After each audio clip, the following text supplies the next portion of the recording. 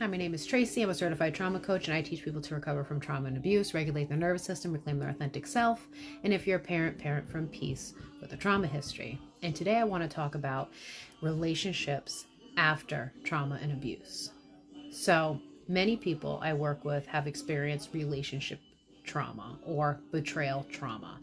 And what betrayal trauma is essentially what it sounds like. You're in a relationship, you got lied to, manipulated, cheated on, whether it was overt cheating or micro cheating, you were betrayed.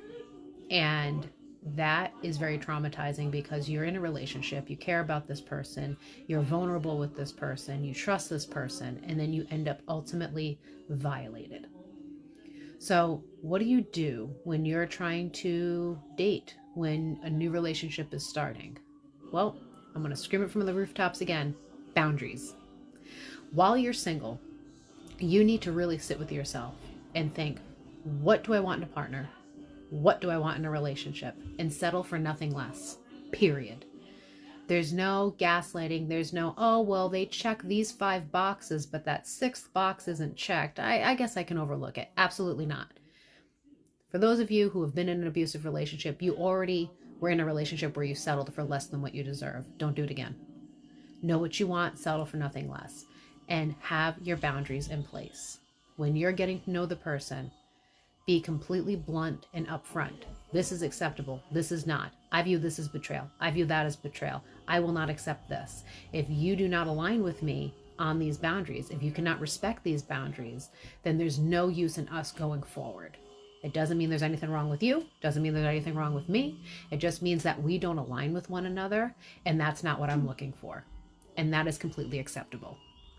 You are allowed to have standards. You are allowed to want something specific in a partner, to want something specific in a relationship. That is okay.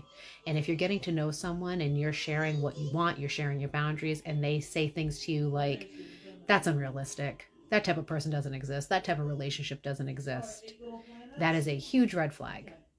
And you need to walk away, because defensiveness, diminishing you, insulting you, criticizing you, that's them reacting from a wounded place. Your boundaries are making them feel challenged. Your boundaries are forcing them to reflect on something in themselves that maybe they're not ready to look at.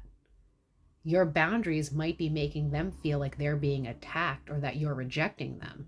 That's their problem to deal with, not yours. Your job is to look for what you want, establish your boundaries, stick to your boundaries, and respect and love yourself above all else in this process. As always, please follow, like, and share so everyone can have access